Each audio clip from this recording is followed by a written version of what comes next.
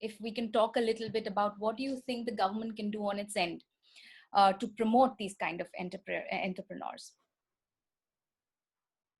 So the government, see, there are two things. One is, of course, getting the business it started, and other is the innovation part of the business. So we can talk both. So first, let's talk about the business. Sure. We're getting all these stakeholders together in one platform. I'll give. There are examples around the world where people, what the government has done is they have set up a what is typically known as the stewardship program or recycling program at a state level.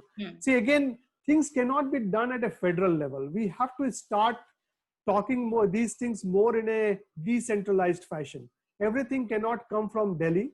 It has to go to the state level too. Delhi can set up a directive, but then because situations are different, what will work in Rajasthan versus what will work in Kerala is different.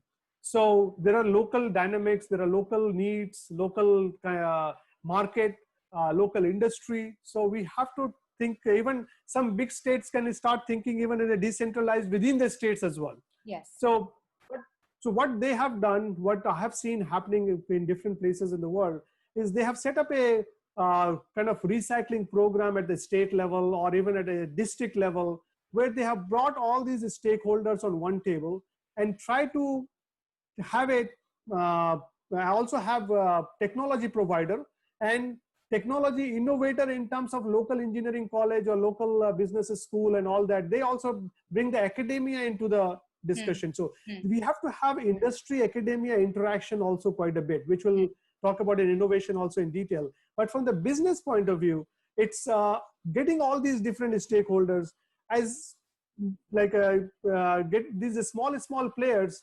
For them to get bank loan and other stuff becomes difficult. But if the government is behind them, and government supports that, so then it becomes easier on their side. So that's what has been done. So say, for example, when I was in Ontario in Canada, there is an Ontario stewardship program for recyclables. So they had a blue bag program, and so what they have done is they try to all these different manufacturers of different products. They started charging them a very I think it's around 1% or 0.5%. They basically raised revenue from there, and that revenue was used to promote recycling by supporting these small industries. So these small industries were supported earlier. They were given some loan from the government and no interest loan or those kind of stuff. Of course, they have to show progress. If they don't show progress, it becomes a difficult, but they have to show progress. If the technology is promising, if technology has gone through the first stage of screening with the help of, say, business, you can bring some business leaders, you can bring some academic people, technocrats, and make a decision. If the technology looks promising, out of 10 technology you fund, maybe 4 or 5 may fail, but that's okay, because unless we fail, but 2, 3 will succeed, and that will make your life easier. Yes. So that kind of mindset has to come into the government, because otherwise we have some small islands where people, because of the incentive of certain local officer, maybe local IAS officer is very much interested in waste. So he has done some initiative, he or she has taken some good initiative, and we have Indore. Today, Indore, we've set the example because of, but unfortunately what happens that IAS officer gets transferred after 3 years or 6 years, and then the new person does not take the same kind of interest, and things starts falling apart. So we have to start developing a systems approach rather than a personality driven approach. Think is more of a personality driven. Some officer has come who is really passionate about garbage.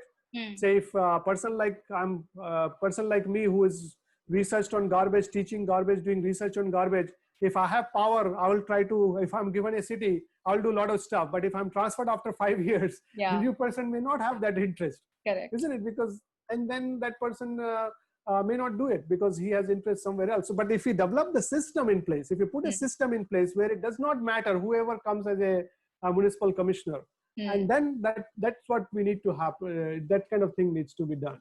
So that's what and I feel Swachh Bharat has kind of at least got waste into the mainstream conversation. And I'm hopeful that as we go along, there will be more and more, investment in technologies for waste management. So I was hoping that as part of this Swachh Bharat mission, with all the funding coming to those ULBs, those kind of things will start getting those infrastructure.